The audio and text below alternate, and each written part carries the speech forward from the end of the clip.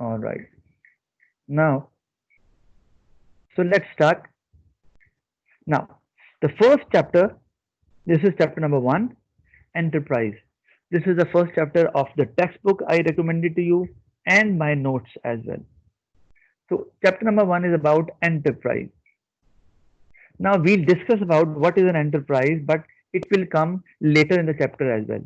So, let's start with the first concept which is there in the chapter. Let's discuss it. Economic activity. So, anybody who can explain me what is an economic activity? Anybody? Or rather, I would ask, for example, Faria Khan. Faria, can you explain what is an economic activity?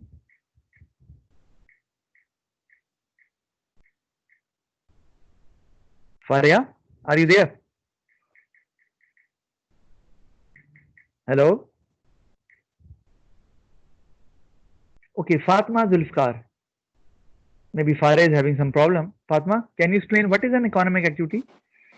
Sir, buying and selling of goods and services? Okay, all right. I will comment on it, but just wait for my comment. All right. Razeen Ishfaq, can you explain this term? Razeen? Sir, actions that involve the production, distribution, or consumption of goods and services. Okay, all right. Okay, thank you. I will comment on your answer as well. Okay, then we have Lared Furkan. The production and selling of goods and services. Okay, all right. Okay, so the answers you gave, I'll say yes, they are very relevant, but they are not that much specific to gain maximum marks to define that term. Actually, do remember, economic activity is any activity which is designed to satisfy people's needs and wants. Let me show you that. It is an activity designed to satisfy human needs and wants. Now, do remember, now it's about what are those activities which can satisfy people's or human needs and wants. So, I have written any activity, it's an activity. So, it means needs and wants can only be satisfied with the help of two things. One is goods, the other is services. There is nothing other than that which can satisfy people's needs and wants. You can think of any other item which is neither a need nor a want, but still can satisfy people's needs and wants. You won't find any, I'm telling you. So it means all economic activities, they either produce goods or provide services. Do remember that, because to satisfy needs and wants, people always look for either goods or services. For example, you have the money with you and you want to have a safekeeping of that money. You want to deposit it somewhere so that it will remain safe. So you will avail the services of a bank. So again, banking is an economic activity. Okay, if you are hungry and you want to dine out, you go to a restaurant. You have a fast food over there. You enjoyed fast food over there. Again, they deal in goods and services as well. Why? Because they provide you the environment where you can sit. They make you sit in a comfortable environment. So it means the provision of services is there because they serve you food, right? But because food is given to you, it's a product. So again, you eat it and you get the satisfaction. So your need or want is satisfied. So it means all businesses, they or all people who are involved in economic activity, they are somehow involved in the production of either goods or services, right? So think about a shopkeeper. Shopkeeper, it looks like he or she does not produce anything, but in fact, shopkeeper produces many things. Do you know what the shopkeeper produces? Ahmed Numan, any idea? Do you know what shopkeeper produces? Either it is a good or a service to satisfy people's needs and wants. So the shopkeeper always produces service for to satisfy a need. All right. So shopkeeper actually is in a retailing business, and retailing business is in the tertiary sector where provision of services is there, right? So what kind of service is provided by the shopkeeper or by the retailer from where we buy? They make the goods available for the people at the most convenient place. So if there is a shop nearby our house, so we can buy conveniently from that shop, right? So we do not have to waste lot of our time driving too far away to get the goods we want. So it means services are being provided. Goods are also being provided there, right? So now you understand. So similarly, if I talk about, for example, if there's a man who teaches his son or daughter at home, can we call it an economic activity? I want Hira Javed to answer. Hira, what do you think? A man teaching his own son or daughter in the house. Can we call it an economic activity? I guess yes, sir. Yeah. Can you give me the justification why? Because he is providing a service to his own son. Very good. So it means it it is not compulsory that whether there is some profit or some payment is being given or received or not. Because you are teaching your son, so obviously you won't charge any fee from your son or daughter. But still, economic activity is not identified by the payment which is made. Do remember that, or the profit which is earned. It is highlighted by the satisfaction of a need or a want. And I told you that needs and wants are only satisfied with the help of either goods or services. So if in an activity a good or service is being provided, so obviously it is going to satisfy people's needs or wants. So yes, teaching your own son or daughter is an economic activity. I think now you understand this. So any confusion regarding this concept? Anybody? I can wait for a few seconds. All right. So it means it's simple. It's okay, huh? There is no issue at all. Now let's move to, okay, now you can see the pictures as well. So mother cooking food at home for the son and for herself as well. So it's an economic activity because obviously later on they will be able to satisfy their appetite. If they're hungry, they can satisfy it.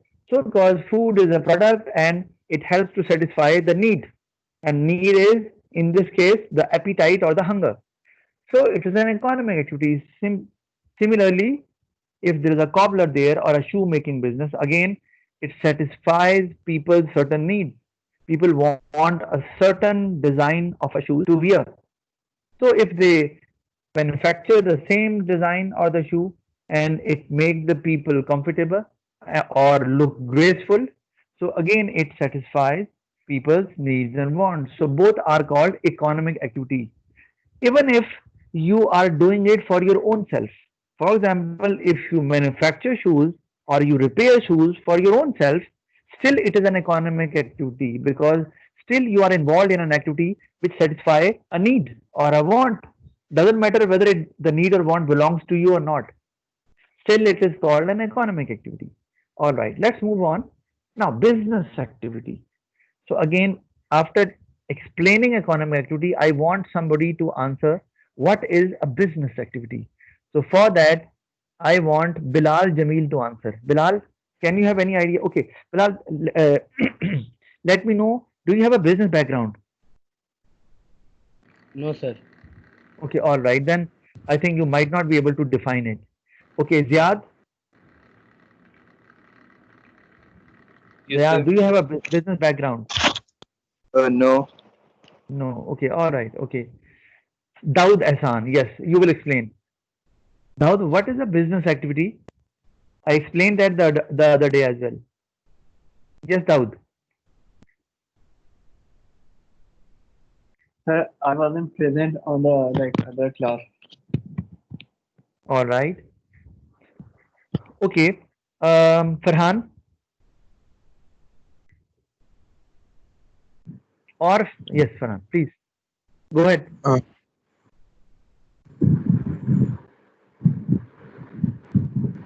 Yes, Farhan. You have a problem with your mic, I guess. Okay, Fazan, can you contribute? Fazan Hassan Butt.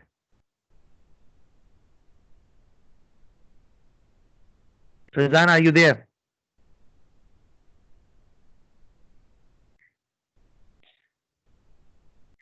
All right. Okay. Yes, Faria. Define the term. I know you can. Faria Khan, please define it. Sir आपकी आवाज बहुत cut रही है All right. So define the term business activity.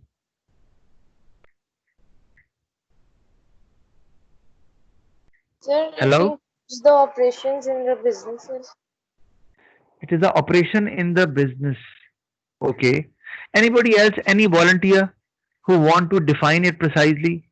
Anyone? Sir, satisfying people's needs and wants for a profit. Very good, Lareb. Perfect answer. Great answer, rather.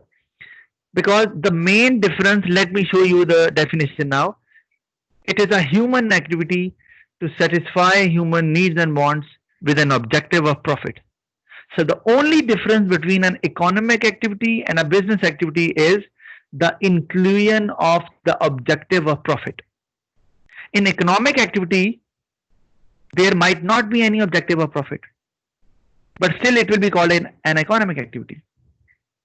Now do remember, it means all economic activities are business activities. Do remember that. All economic activities are business activities. But all business activities are not economic activities. Is it correct to say or not?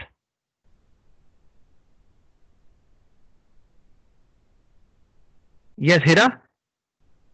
Am I right or not? So can you repeat? Okay, let me rephrase it. Okay, if I say all business activities are economic activities, but all economic activities are not business activities. Is it right to say? Yes, sir. Okay, why? Because, sir, just like you gave the example of a father teaching his son, it does not involve any objective of the profit. So it is an economic activity, but not a business activity. Okay, all right. Thank you very much, Hira. Thank you. So it means that before we call an activity a business activity, it must be an economic activity. Do remember that. That an activity which is designed to satisfy people's needs and wants. So, for an activity to be called a business activity, first it needs to be an economic activity. If it satisfies certain needs and wants, and then you set an objective of profit as well with that activity, then it becomes a business activity. I hope everybody understands that. If any confusion, you can let me know. All right. Now we'll talk about, because we have talked about needs and wants. Now, needs and wants, let me, I want the difference between needs and wants. I know the major difference, everybody knows about it, but I'll tell you the other differences as well. Arshad Tarar, do you have a business background? no, sir. Okay. Yes, Daud, please answer my question. The difference between needs and wants.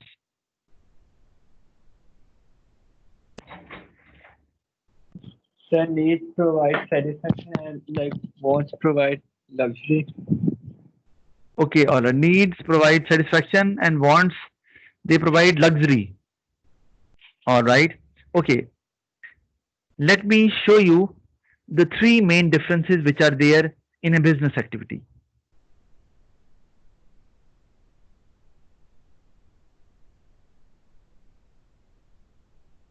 All right. I hope you can see it now. If you see needs, needs are limited in number, such as food, shelter, clothing. Why needs are limited in number? Doesn't matter whether you are rich or poor. they will always be limited: food, shelter, or clothing, right? Wants are unlimited in number. Why? Because they keep on rising. You have a car, and then you use that car for example, 5 years, and then now you want to have a better car or a new car of a new model. So because wants keep on rising, and there's no end to satisfy wants, so that is why they are unlimited in number. Needs give satisfaction. I think I told you the other day as well that, for example, if you are thirsty, so you drink a glass of water to quench your thirst. So it gives you the satisfaction. Why you are satisfied? Because now your need has been fulfilled by that glass of water. But if you, for example, take a soft drink and you drink it, it gives you pleasure, because it won't only quench your thirst, but it will make you, it will give you more pleasure as well, because it will be tasty, right? So wants give pleasure. And final is, needs are essential for survival, you know that, and wants are not essential for survival. So these are the basic three differences between needs and wants. I hope you understand, because it's not that difficult at all. Okay, let's get back to the original slide. Now in the picture you can see that air is a need. Now pants is a need. We say that, right? But if I say it's a branded pant, do remember that, because you can buy an ordinary pant as well, because it will obviously protect your body from intense cold or heat, right? So it is a necessity. But if we say it's a branded pant, it is Levi's pant, so in that case it becomes a luxury. An ordinary pant is a need. Similarly, water is a need, house is a need. But if I say a large house or a luxurious house, then it becomes a want, because an ordinary house means shelter. You require shelter to survive. If there is intense heat outside or intense cold there, right? So for that, house being a shelter is a need. But if it is a luxurious house, a large house, then it can become a want as well. Okay, then wants are there. So a car is there. Obviously, car is a want. Basketball, for it gives you pleasure. Then tablet or cell phones are there. Or if you have your own pets, so it's there. Now vegetables, what is it? I want you to answer it. So let me ask some of you. Abdul Rafi, now you will explain vegetables. What do you think? What is it? Is it a need or want? Sir, I guess it's both. It's both. Why? Okay, don't see the picture if it is in the middle. It is in the No, middle. Yes. Why? Explain. sir, we need vegetables, sir, for our health. But Okay, fine. yes, All right, but but why that I'm saying, you say it's both. So if it is required for your health, so it might be essential for living, then it becomes a need. How it will become a want? Yes, Abdul Rafi. sir, I guess there are many vegetables. No. Okay, all right. Hold on. I'll comment on your answer as well later on. Yes, Ahmed Numan, please answer. Vegetables, is it a need or a want?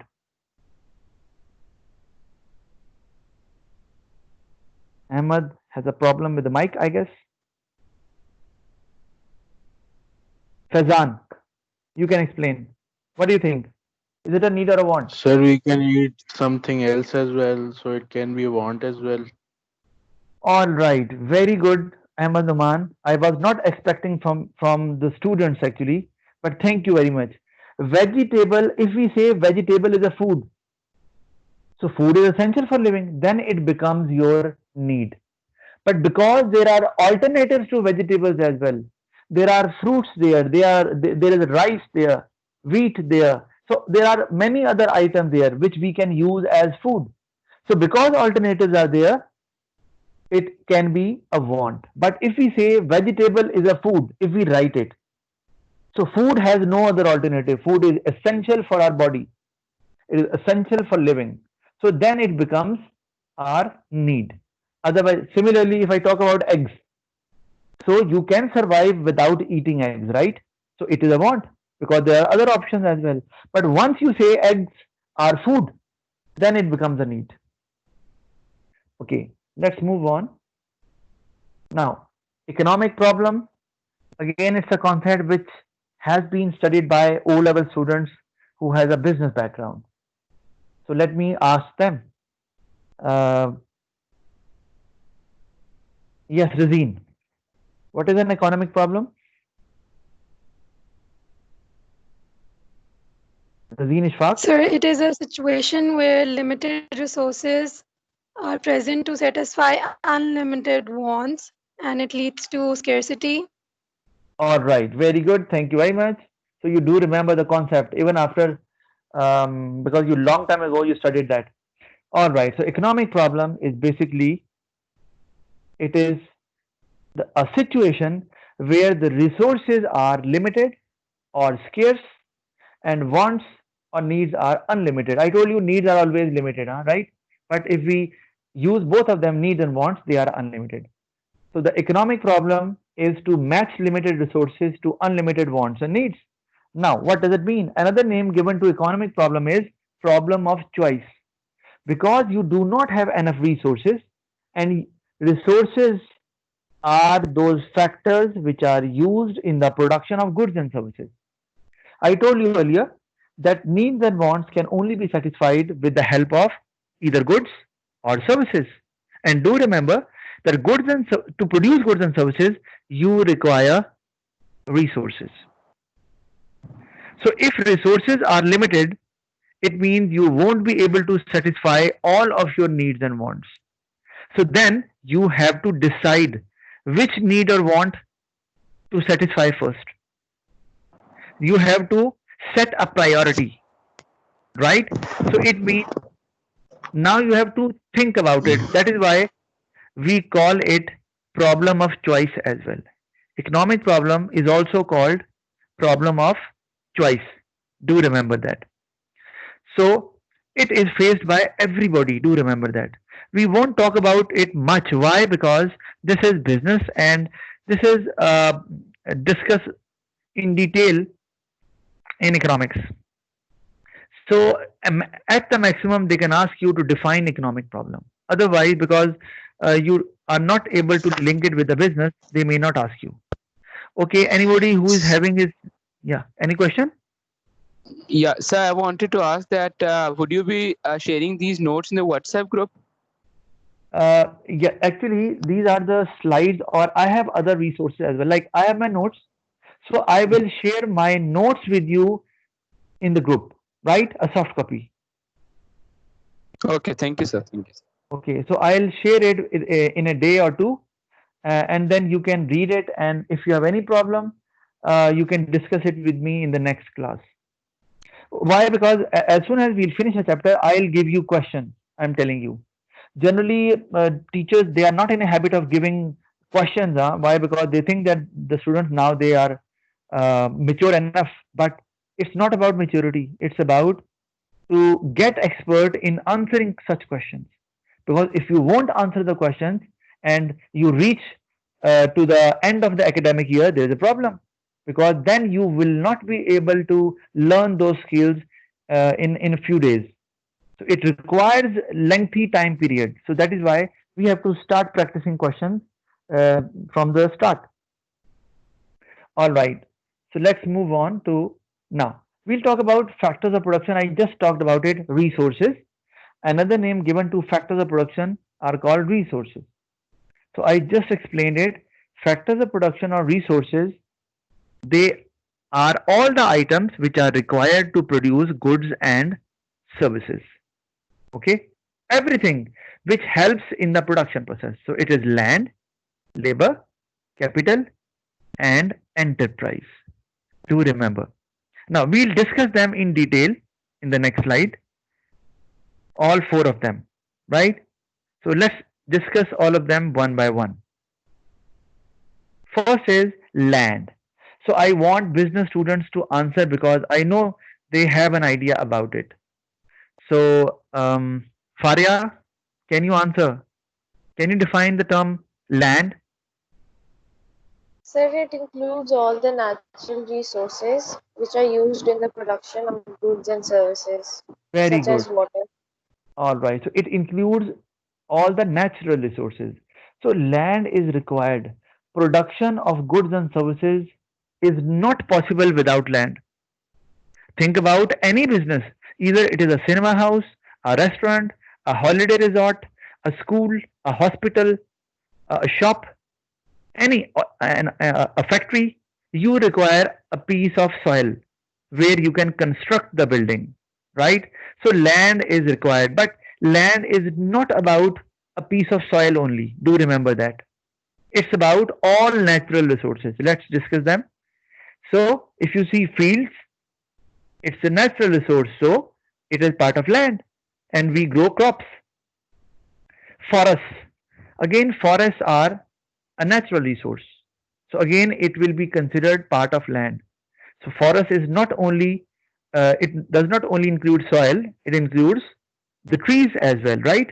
So trees are also part of land.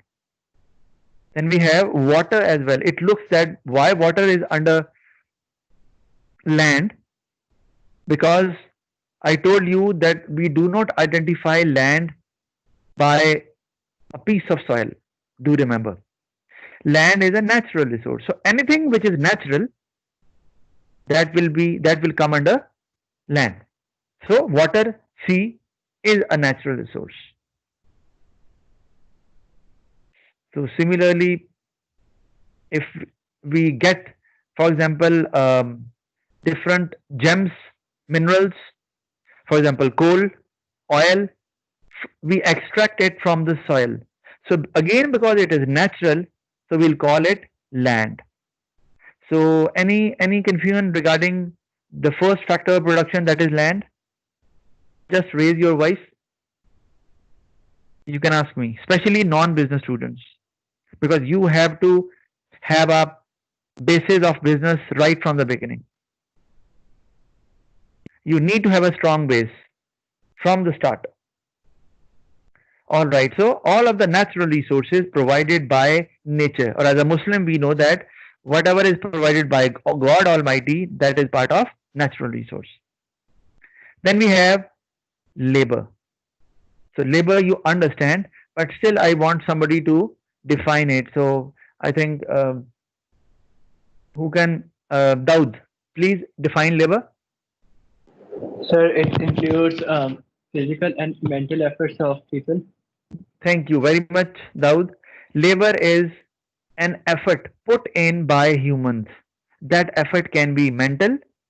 For example, the females which are actually involved in stitching clothes, they are basically involved in mental work. There is not much physical effort involved there if machines are automatic. But if you have to spin the wheel with your own hand, it might involve some physical effort as well, right? Of the machine. Similarly, if you are involved in a physical work, again, that will be part of labor. But do remember, labor is not humans. Labor is the effort put in by humans. Do remember. Because the people who work, they are called workers or laborers. They are called laborers. Labor is the effort, mental or physical. So now imagine any business or any economic activity which is possible without labor. Think about teaching. I am teaching you. It is an economic activity, right? And I am the effort I am putting in. This is part of labor. So either it is a mental effort or a physical effort. Faizan, can you tell me? Faizan. Sir, it is a mental effort. Mental effort. Very good. Great. Similarly, if I talk about shopping malls, think about Emporium. So people whose job is to clean the floors all the time. So what kind of effort they are involved in? Arshad? Arshad Tarar. Physical effort. Physical effort, very good, great. So now you understand that economic activity is not possible either without land or labor. Labor can be in the form of mental effort or physical effort. Let's move on. So now all people's effort to make products is called labor. Then we have capital. Okay, again, business students, Farhan, can you define capital?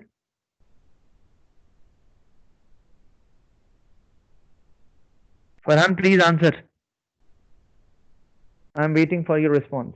Capital, please define it. I think Farhan has a problem with the mic, I guess. Hira Javed, please.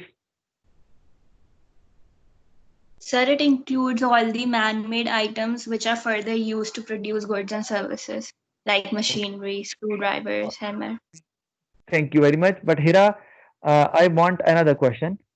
If I talk about rupees, currency, money which we require to buy goods and services, it is also man-made. You know that we print it. So either it is a part of capital or not. Hira. Sir, no, because capital is used to further produce other goods and services. Okay, all right. Okay, just stay there. Hold on. Razeen, can you add to it because you did study business as well? Razeen Ishfaq? Sir, it is a part of capital. It is a part of capital. Why? It is used to purchase machinery and other things, which then helps in producing goods and services. Okay, all right. Fine. Now, Hira, listen. There is a problem. Problem is there is a difference in the definition as far as economics is concerned and business is concerned. So, you need to understand this as well. In economics, money is not part of capital. Do remember that. Only man-made items other than money, they are called capital. Machinery, screwdriver, which you explained. But in business, money is also part of capital. Do remember that. Why? Because money is invested in the business. So once it is invested, so business can start making products. So they consider money as capital as well. So do not get confused, because if you have A level economics and A levels as well, so you need to remember that in economics money is not part of capital. In business it is part of capital. So finance, we call uh, money which is used in business finance, which is required to meet daily expenses, because it's not about only machinery or building which is man-made. Finance is required to meet the daily expenses of the business. And how you for what purposes you require finance, like what kind of expenses which are there which business need to meet. I Ahmed, can you answer it? Ahmed Naman.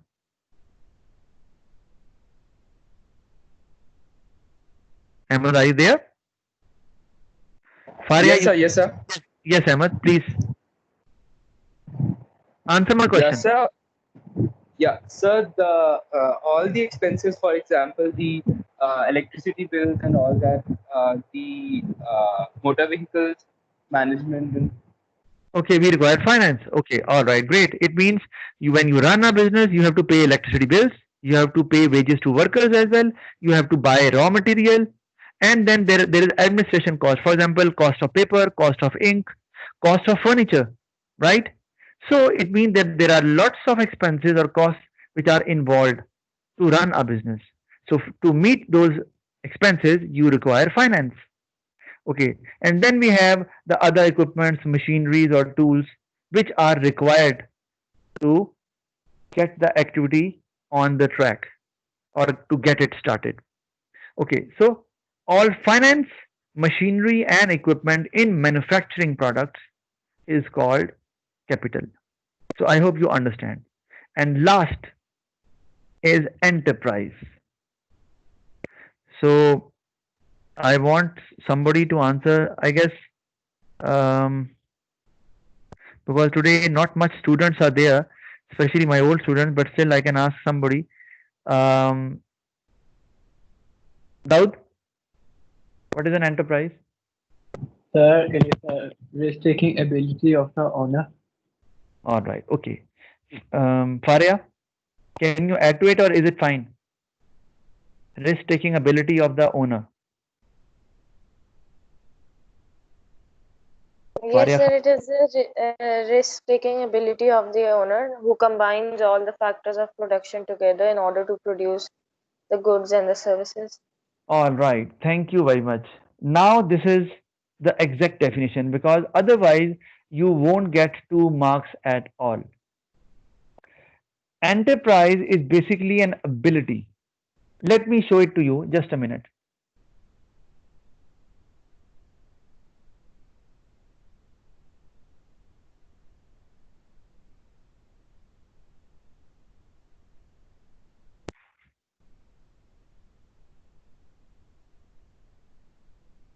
Just a minute. Let me find it for you guys.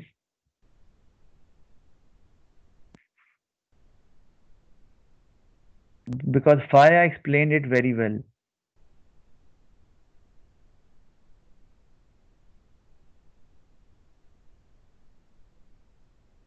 Okay, right now I think maybe it will take more time. I'll show you in the next class. Okay, listen. So enterprise is basically it's not the owner. It's the ability of the owner. An owner is the person who starts the business. So obviously, who takes the risk of running that business? Like for example, if business is a complete failure or a business suffers loss, obviously owner will suffer. It's not about the workers or the managers. They will simply lose their job at the maximum. But it is the owner who has to pay that loss, right? From even by selling his or her own property, house, or maybe the bank balance can be taken away to cover that loss, right? So risk taking ability belongs to the owner. And then how, okay, who decides how much land to be used, what amount of labor should be used, like what kind of labor, whether it will be more qualified, experienced, or inexperienced, then what kind of capital will be used, either expensive machinery will be used or cheaper machinery will be used. So it means enterprise is the ability which has 2 parts. Yes, this is the ability which belongs to the owner, but one part is which shows the risk taking ability. Do remember, managers normally run the business, we know that. But risk taking ability does not belong to the manager, because if something happens to the business, it's not the duty of the manager to pay it out of his pocket. It is the duty of the owner, right? So one part of the definition is risk taking ability of the owner. Second is the ability to organize resources, and those resources are land, labor, capital, right? So owner actually decides how to use these resources in combination. Like for example, let me explain you. If you live in UK, so you know that land is very expensive. So normally it is better to buy capital rather than land. What does it mean? It means that is why you always see skyscrapers in developed countries. Why skyscrapers are there? Reason is land is expensive, but capital is relatively cheaper. So they actually build multi-storied buildings, huge or gigantic buildings. Why?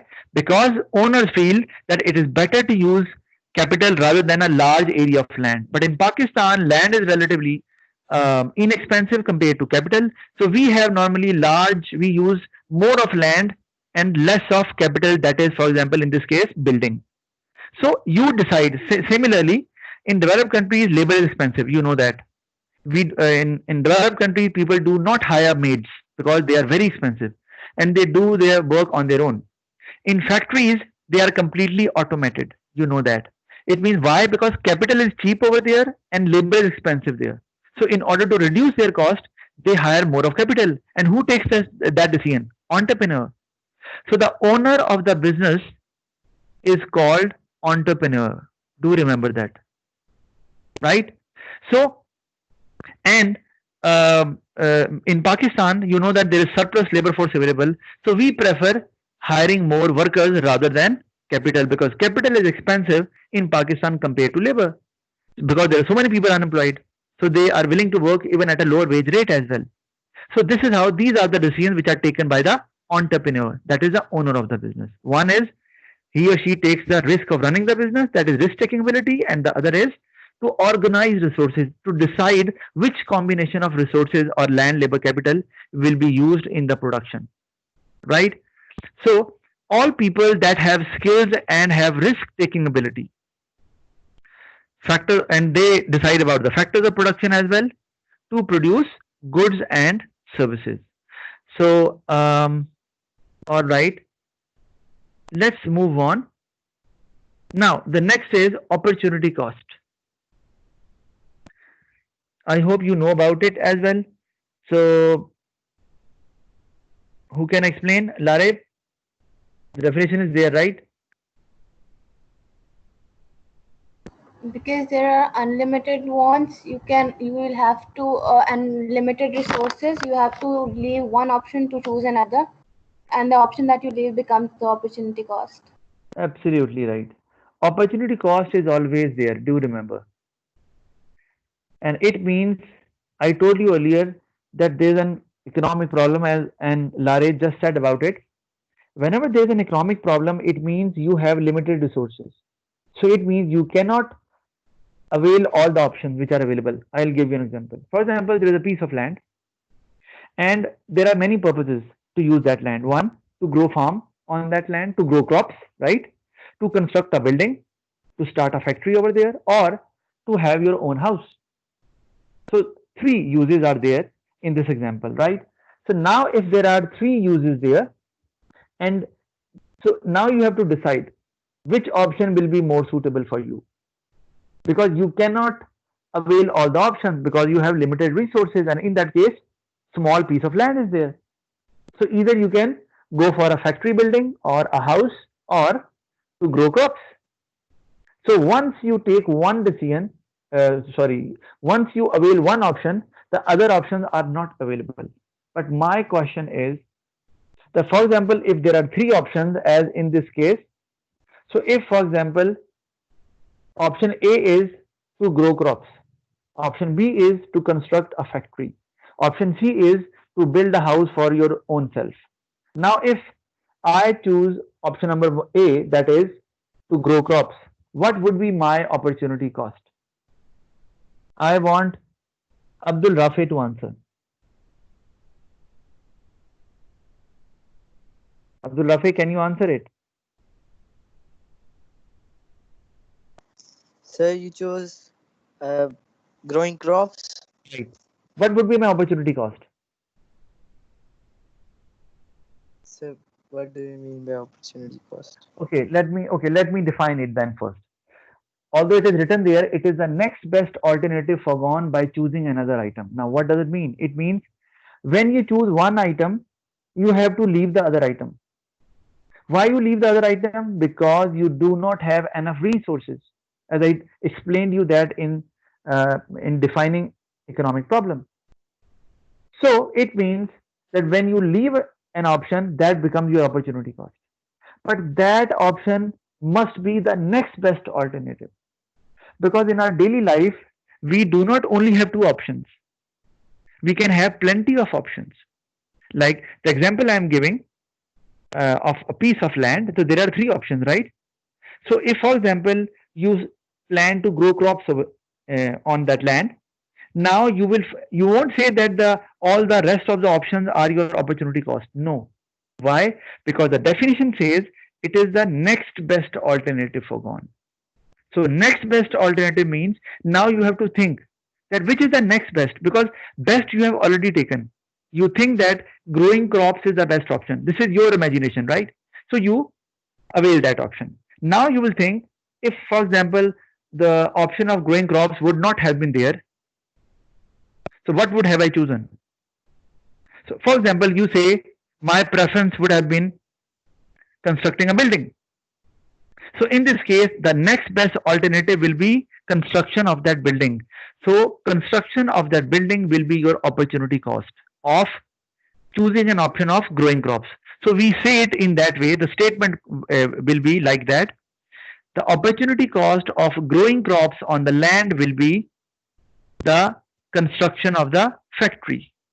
The house will not come into play. Why? Because now house is not the next best alternative. Because the definition states that the option, it is the next best alternative for gone. For gone means which you leave, which is left out by choosing another item. When you choose an item, you leave one item. So if it is your next best alternative, it becomes your opportunity cost. But if there are more than one option you leave, then you have to find it out which is your next best alternative. That becomes your opportunity cost, and rest of the options you discard them. They are not in contention of to be called the opportunity cost. I hope everybody understood that. Any issue regarding this term, opportunity cost?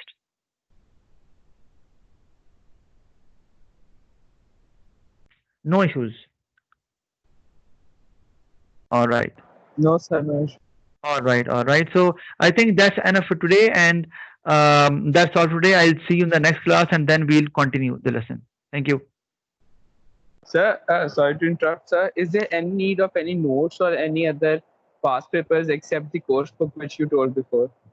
Listen, that's what I'm telling you. My notes, in fact, my notes will be more than sufficient. But still, you can read the textbook. Why? Because in my notes, you will find past paper questions as well, chapter wise, and the answers you will find it from my notes as well because I intentionally added the answers in my notes as well. So you might find certain topics which might not be there in the textbook, but they will be there in my notes. Why? Because I covered the past papers as well, and you can see the Yeah. past paper questions at the end of each chapter. So it means Yeah. if you get my notes, you will get the past papers as well. You will get the textbook as well. So all in one, right? Okay. So from where can we buy your notes? For that, because right now you know that COVID-19 is everywhere. So normally I actually distribute it on my own to my students. But yes, there is a shop there as well. But for the time being, I will keep on providing you the soft copy of it, right? Okay, sir. Okay. Till the schools reopen, right? Okay, sir. Okay. Thank you very Thank much. you. I'll see you in the next class.